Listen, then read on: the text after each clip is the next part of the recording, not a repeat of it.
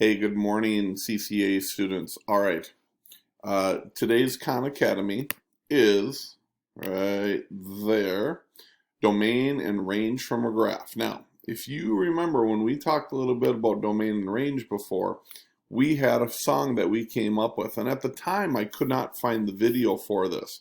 Guess what? I found it, you guys. Here you go. You'll remember this one. Sing along, please. Here's our domain and range song. Domain and range, domain and range.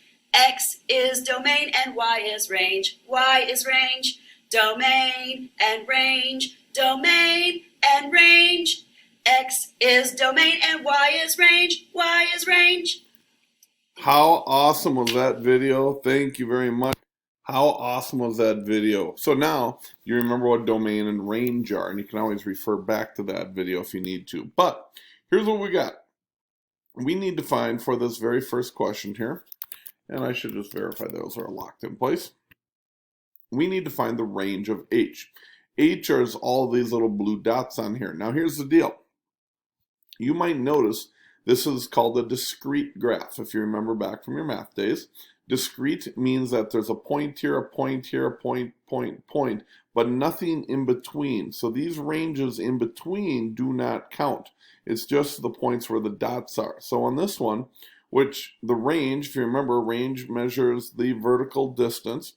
Our lowest vertical distance is at -4, then it's at -2, then it's at 2, then it's at 4, and then it's at 6, which, by the way, happens to be the answer to letter, I'm just going to pull up some fun color here. Red looks like a nice color. Happens to be this one right here. So the range is this one. This one right here, which started at -5, then -4, then 0, then 2, then 4, that would have been the domain had they asked for that one. But this one asked for the range, okay?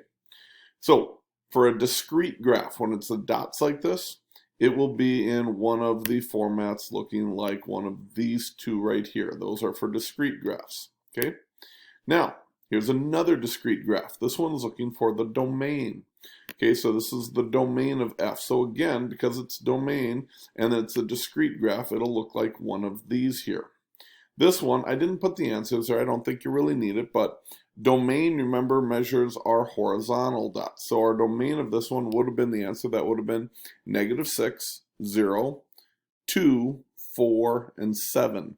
That would have been the domain of that one. Okay, but I think that's pretty easy for you now. Okay, now let's look at a continuous graph. So this one, where the lines go between, is called continuous. So on this one, again, we want the range. Range measures our y-axis, the up and down. What's our vertical, what's our lowest number, what's our highest number? In this case, you'll notice that it goes all the way down to as low as -3, but this graph, you continue up, goes all the way up to as high as +7.